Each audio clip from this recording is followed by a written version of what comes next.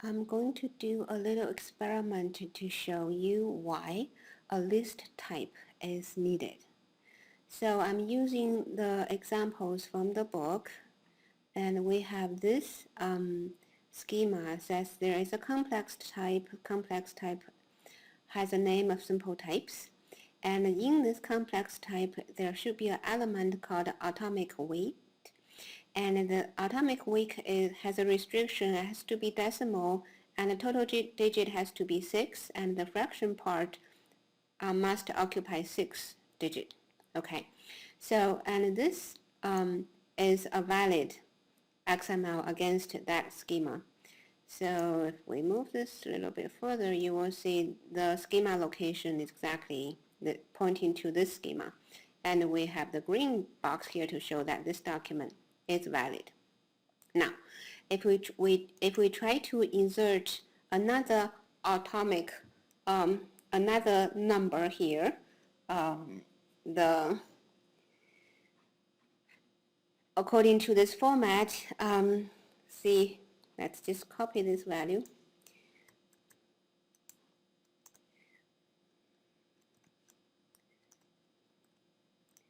To put it here, and now this atomic value field, atomic weight field has this content.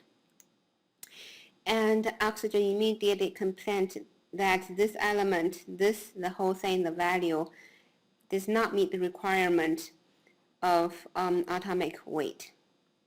Because the requirement says it has to be a decimal number with 6 digits, and this thing, the whole thing, is not a decimal number. Therefore, this is not valid. In order to make it work, we have to use a list. So we need to actually say that we're going to include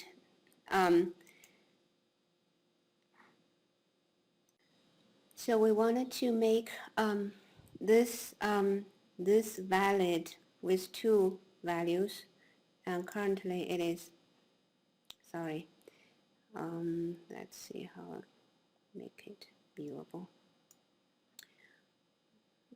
That's annoying. So it's invalid at this time because this value is not what is defined here. What we want to do is to actually define a list in this simple type, right? We wanted to have a list, and this list need to have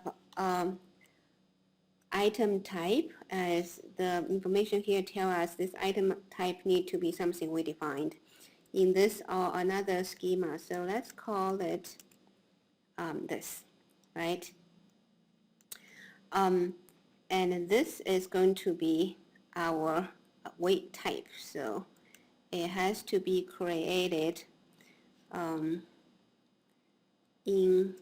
it can be in this or other schema, but let's make it simple and create a simple type in this schema, and we're going to call it weight type. And this name must match that name. So the system knows where to find the type, and the type is defined here.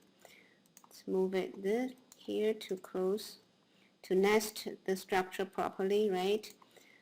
So Control S to save this schema, and then come back to valid. Our example again, it becomes valid. So this part, the list part, refers to the example used in book page 135, and declare a named accustomed simple type is described on in the book on page 127.